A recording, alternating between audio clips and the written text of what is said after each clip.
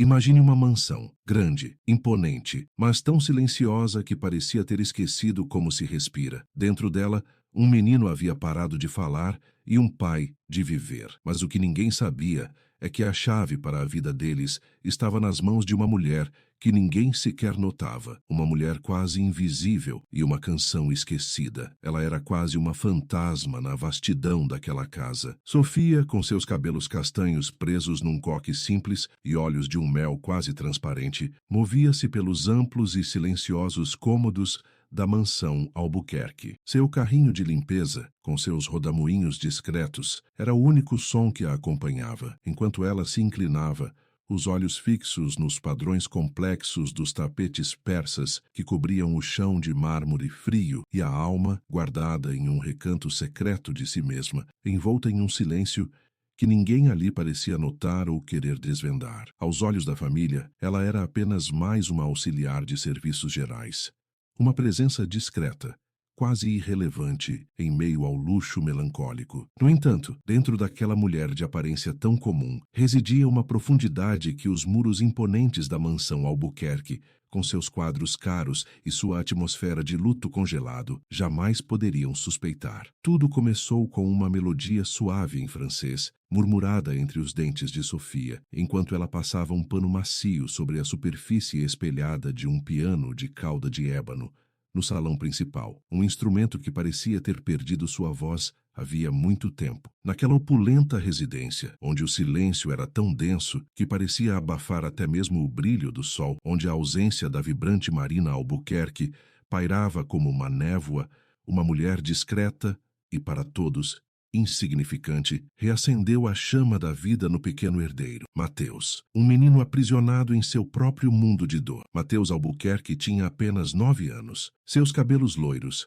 antes tão cheios de vida, agora caíam pesados sobre a testa pálida, e seus olhos azuis, outrora cheios de curiosidade, tinham a opacidade de um céu nublado. Desde o fatídico acidente de carro que ceifou a vida de sua mãe, Marina, a voz de Mateus havia se extinguido. A alegria daquela mulher que adorava encher a casa com risadas e flores frescas agora era apenas uma lembrança dolorosa. Seu pai, Ricardo Albuquerque, um homem de cabelos grisalhos impecavelmente penteados e olhos castanhos que antes brilhavam com ambição, agora carregava uma sombra permanente. O acidente havia quebrado algo dentro dele também. Ricardo, que antes comandava impérios com uma mão de ferro, agora se arrastava pela mansão, imerso em sua própria ilha de tristeza, seus ternos caros parecendo vazios. Ele se isolava no escritório, um ambiente grandioso com paredes revestidas de madeira escura e estantes repletas de livros intocados,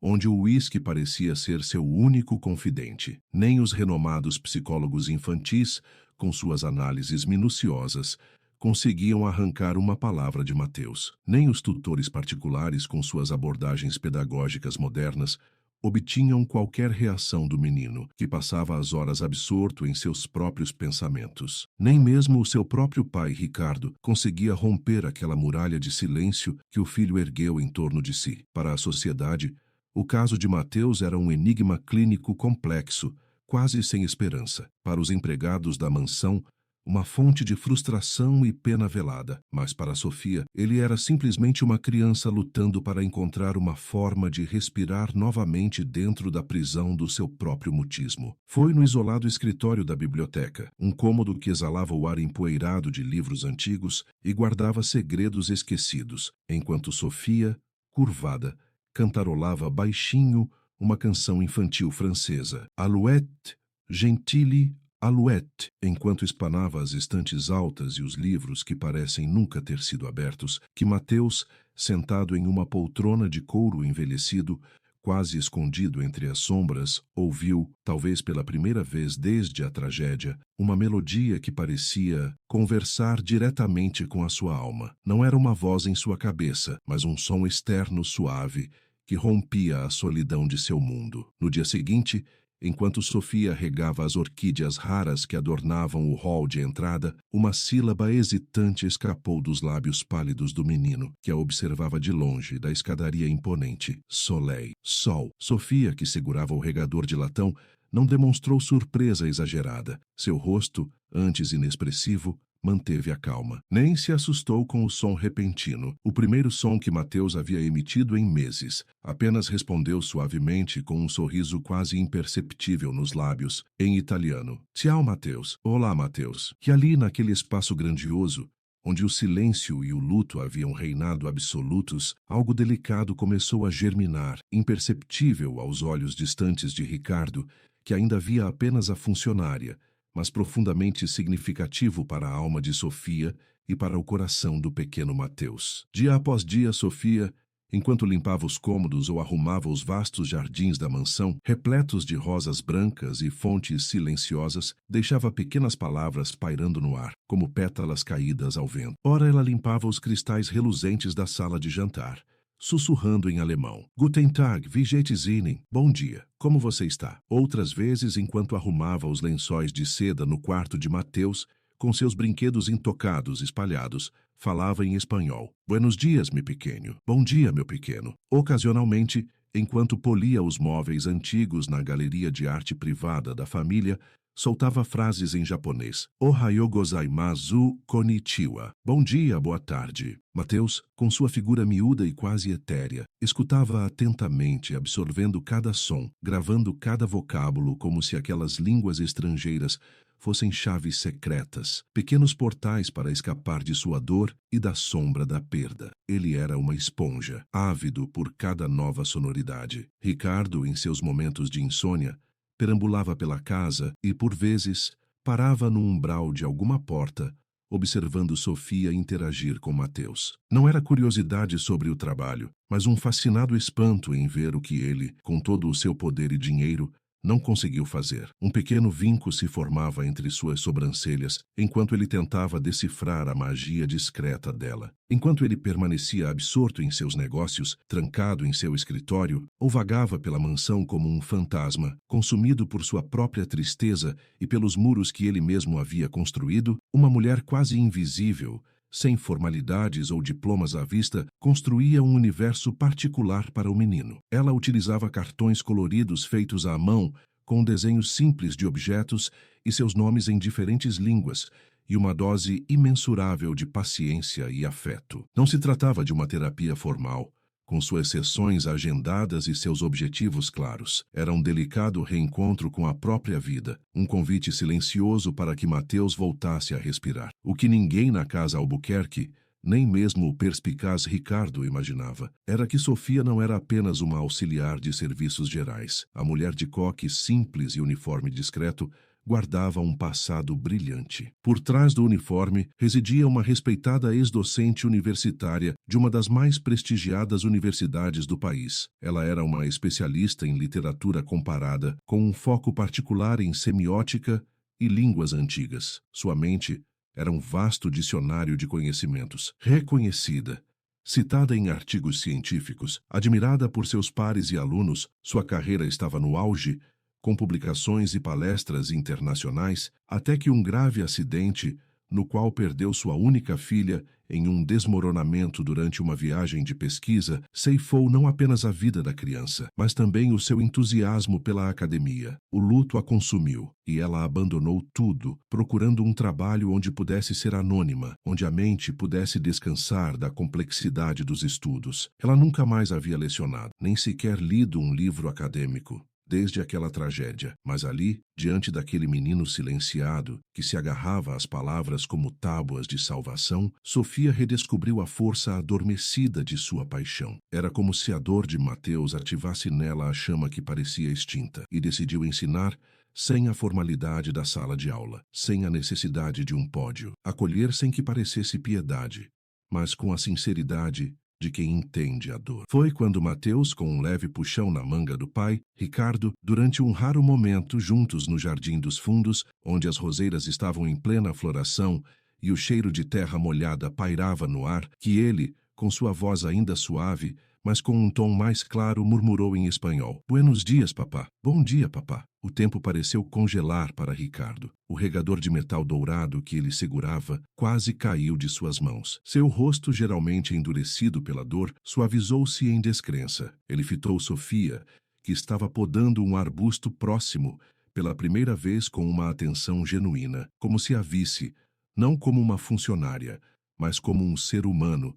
Pela primeira vez, havia algo na postura dela, na quietude de seus movimentos, que começou a desarmar a muralha que ele havia erguido. Percebeu naquele instante, com uma clareza avassaladora, que a solução para o sofrimento do filho não estava nos tratamentos dispendiosos que ele podia pagar, nem nos presentes sofisticados que acumulava. Estava naquela mulher de voz suave, que se movia com a quietude de uma brisa, e que simplesmente ouviu o silêncio que todos os outros, incluindo ele, haviam ignorado. Uma curiosidade crescente começou a se misturar à sua gratidão. Uma vontade discreta de saber mais sobre quem era Sofia quando não estava limpando sua casa. Sofia foi chamada ao escritório principal da mansão. O sol da tarde entrava pelas janelas altas, iluminando as partículas de poeira suspensas no ar denso. Ricardo, sentado atrás de sua imponente mesa de mogno, com um olhar de genuína curiosidade e um certo embaraço, precisava entender quem era aquela mulher que havia conseguido alcançar seu filho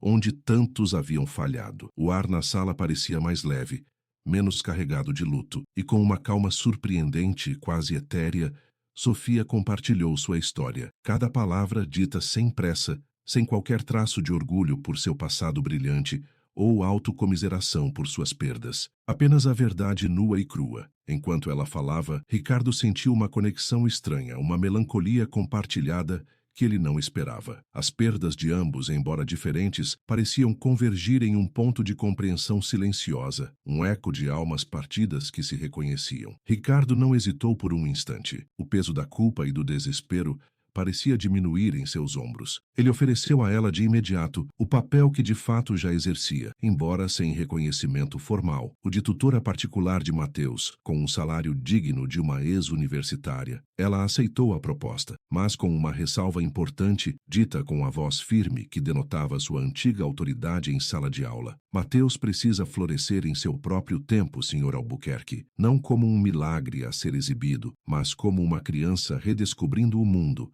em paz e sem pressões. Na recém-organizada sala de estudos, que antes era um depósito de brinquedos quebrados e caixas empoeiradas, agora com uma lousa branca e livros coloridos, Mateus, com um pequeno sorriso iluminando seu rosto, escreveu com letras hesitantes, usando giz de diversas cores, preenchendo a lousa com uma única frase em 7 idiomas diferentes, que havia aprendido com Sofia. Seja bem-vinda, professora, em alemão, japonês, árabe, francês, espanhol, italiano e português. E Sofia soube, ao ver aquelas palavras tão cuidadosamente escritas, que aquilo transcendia um simples cargo ou um novo emprego. Era uma redenção pessoal, um reencontro com sua paixão por ensinar, agora despojada de formalidades. Era o início de um novo ciclo, onde a dor compartilhada dava lugar à esperança renovada. Mateus agora percorria os corredores da casa Albuquerque com uma vivacidade que não se via desde a morte de sua mãe. Seus passos eram leves, seus cabelos loiros balançavam, e ele misturava palavras em italiano, mandarim e alemão, como alguém que desvenda um mapa secreto para a alegria e a própria identidade. Ricardo, por sua vez, começou a frequentar a sala de estudos. No início era para ver o filho, mas seus olhos inevitavelmente encontravam Sofia. Ele passava mais tempo em casa, observando a interação deles, um leve sorriso surgindo em seus lábios antes tensos. Os jantares na vasta mesa, antes silenciosos, agora tinham a voz de Mateus, incentivado por Sofia. Ricardo, que antes se recolhia, demorava-se mais à mesa, seus olhos se perdendo por um instante no perfil de Sofia, que se sentava discretamente à cabeceira, a um certo distanciamento protocolar, mas cuja presença iluminava o ambiente de forma inegável. O silêncio da mansão não era mais de luto, mas de contemplação, de uma quietude que permitia a novos sentimentos florescerem, discretamente, como as orquídeas que Sofia cuidava com tanto carinho. Meses depois, durante um evento beneficente organizado pela família Albuquerque, um sarau literário no salão principal, com as luzes dos lustres cintilando, Mateus, surpreendendo a todos, subiu ao palco com uma confiança recém-descoberta. Seus olhos azuis brilhavam, e sua voz clara e firme preencheu o ambiente. Ele disse diante da plateia atenta: "Hoje eu conheço 7 línguas. Posso conversar com pessoas de muitos lugares, mas o mais importante que aprendi e que vai além de qualquer gramática ou dicionário, foi a encontrar a minha própria voz. Eu aprendi a falar comigo mesmo, porque alguém que para muitos era invisível escolheu me escutar de verdade. E talvez essa seja a linguagem mais fundamental de todas, mais poderosa do que qualquer verbo ou substantivo. A capacidade de enxergar o outro não apenas com os olhos, mas com o coração, com a sensibilidade de quem compreende a dor